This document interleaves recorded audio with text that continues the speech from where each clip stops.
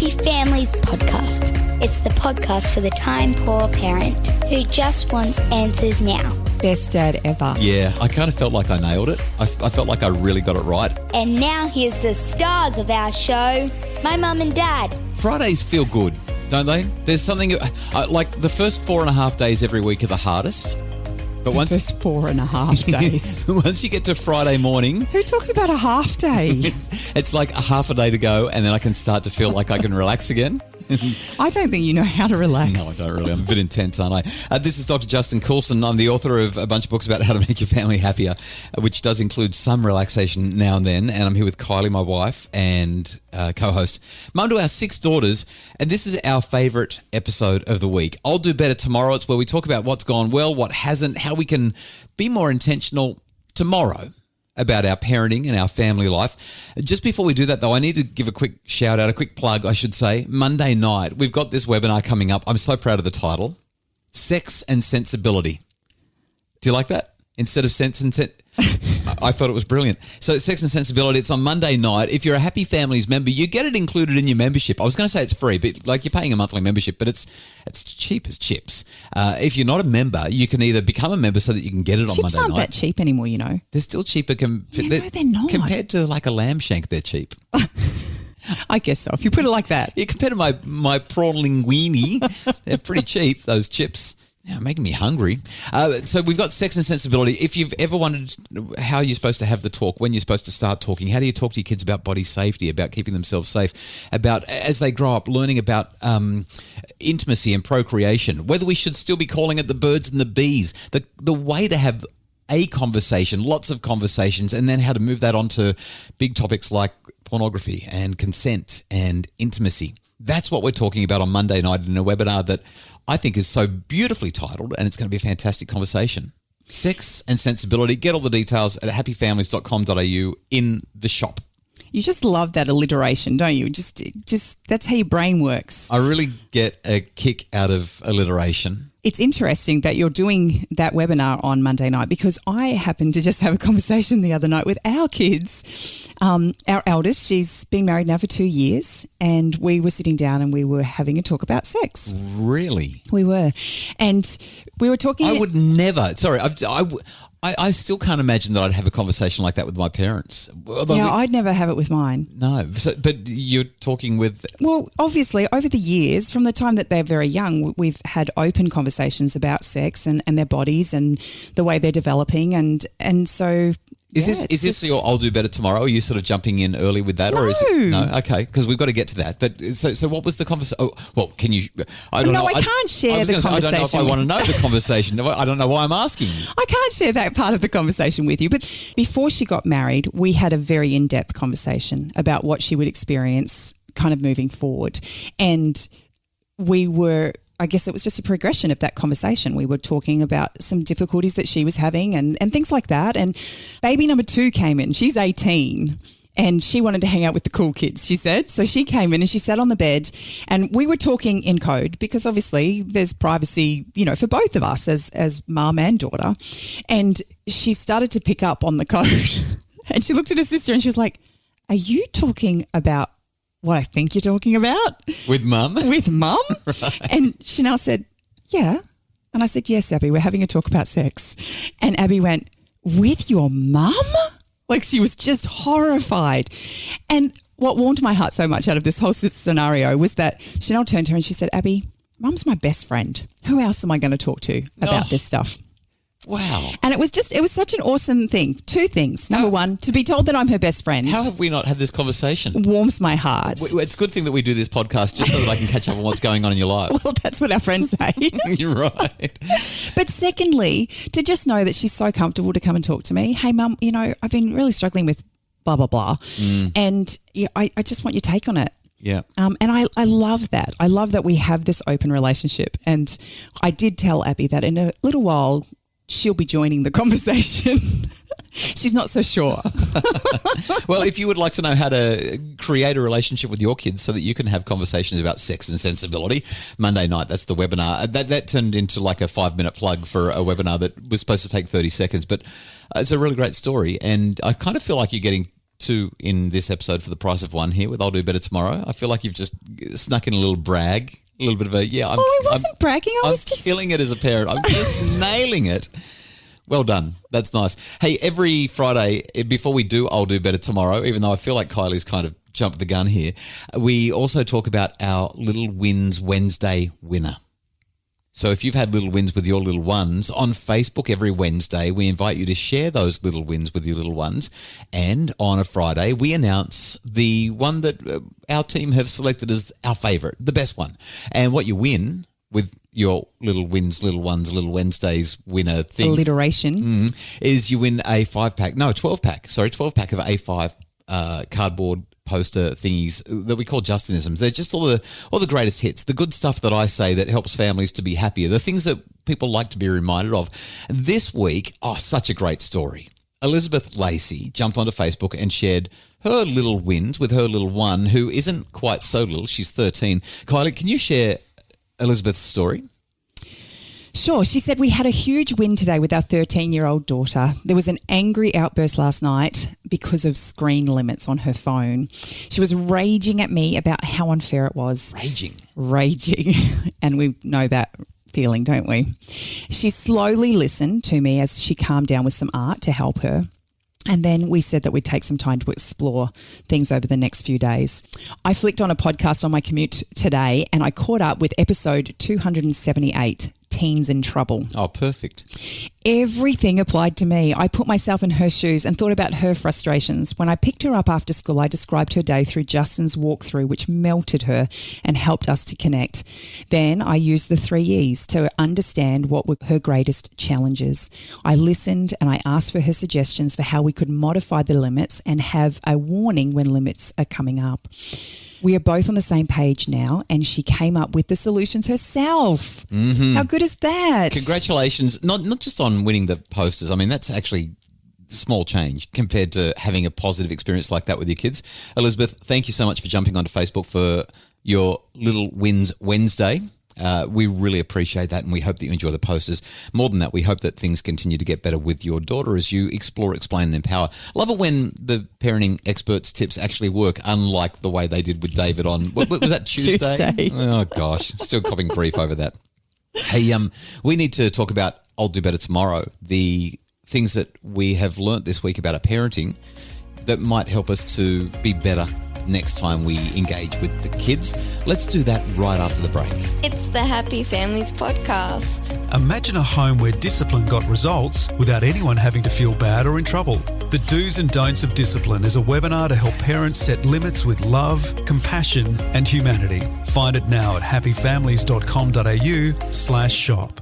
It's the Happy Families Podcast, the podcast for the time-poor parent who just wants answers now. And today we are talking about our reflections from the week that was. So we've got a quick reminder, Sex and Sensibility, Monday night. It's a webinar that I think every parent needs to hear. How do you have those conversations about intimacy and body safety and everything associated with that with your kids? That's Monday night. Details at happyfamilies.com.au. And we've shared our Little Wins Wednesday winner.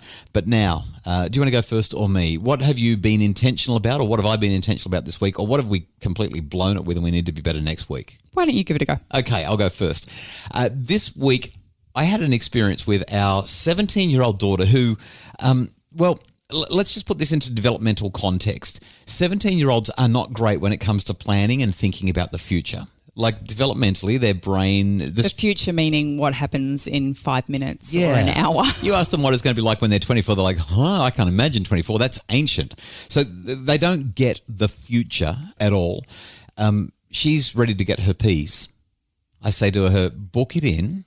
Let's make sure that I can get you to the place where you're going to go and do your driving test, and hopefully I've prepared you well enough. So she books it in, but she doesn't tell me when it is. Uh-oh.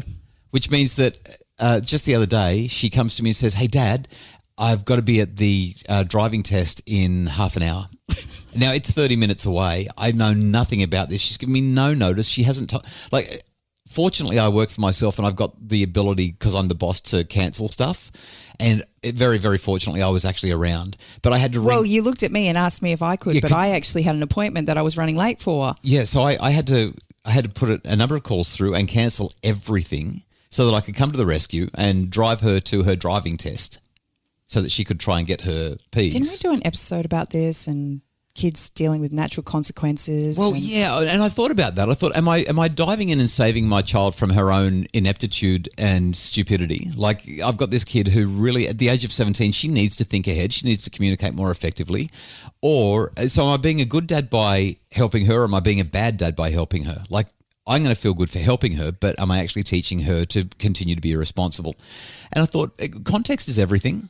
And this is a really big deal. I've got the flexibility. It was very inconvenient. I had to cancel these meetings, and it was a really major drama, but it was still doable. And she was getting a driver's license, and I kind of thought, yeah, I can manage this. And it's I think important. you were weighing up the pros and cons. Do I keep driving her and picking her up late at night, or do I just cancel a few meetings right now? It is so convenient when the kids get their license and they can start running all the other kids around. And she can do it all by herself. It's so good. How good is it? Anyway, I took her. I cancelled the meetings. I took her, and she got her license, which she was very, very excited about. So Ella, if you see a little green Mazda whizzing around Brisbane, Steer clear. Steer clear, yeah, because she's on the road, and she was pretty stoked. And then I went and bought her a milkshake and celebrated with her. Best dad ever. Yeah, I kind of felt like I nailed it. I felt like I really got it right, but I don't know if I'm going to do that every time the kids don't communicate and don't book things in. Well, I think you just touched on it beautifully. You know, context is everything, and this kid she's such a good kid, but she is very just laissez-faire about the details, and she always has been. Yep. But it's not because she's being malicious or, you know, kind of irresponsible. She just lives in her own little world. Yeah, and punishing her for it isn't going to change because No. it's who it's just who she is. You know, there are other kids who you know, they're not thoughtful. That's not her. She's just, and so I think that we really just need to be aware of context and aware of our hearts. And at the end of the day, what do you want our children to kind of remember from that situation? Yeah, I'd rather her think of me as being a patient dad who went out of my way, cancelled a few things and made life better for her so she could get a P's than using it as an experience to teach her a lesson. I feel like I've got it right. Yeah, or hurt it. Yeah.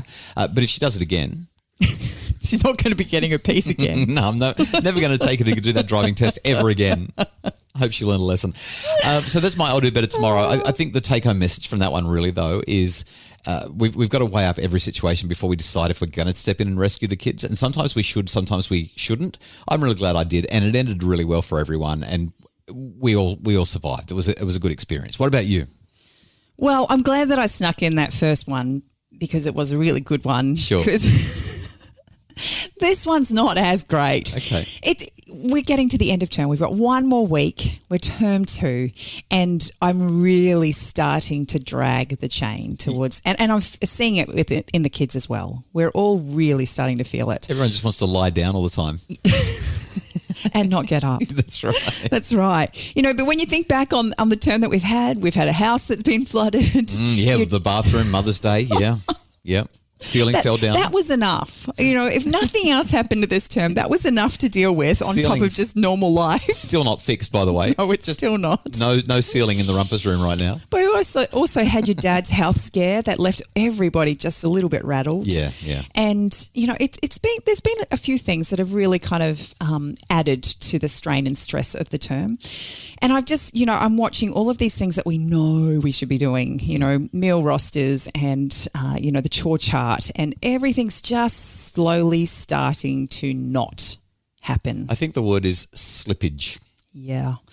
And as a result, everything's just kind of feeling a little bit harder than normal. You know, everything. We're getting to school just a few minutes late. The bell's already gone. We can't find uniforms in the morning when we need them. Our 7-year-old has lost the 3rd jumper this year. Well, let's put it in real terms. The 3rd jumper this term. Yeah, 3rd jumper this month. So overbuying jumpers. And what do? You look at the 7-year-old and say, you can just freeze. It's like, you can't do that. You've got to go and buy another jumper. It'd be great if parents would actually look at the names in the jumpers when they did the washing and said, oh. Well, no, because somebody did look at the name and then they found another tag in the jumper and they added her daughter's name. Yeah, well, let's not talk about that because we don't want to. They might be listening. We know who you are. But she's lost that jumper again anyway. She has. Yeah, so it's actually 4 jumpers this term. Anyway. But look, the reality is, and the reason I wanted to bring it up today is we all have these moments where it just kind of life starts to pile up on top of us. And the reality is for most of us, we actually know what we need to do.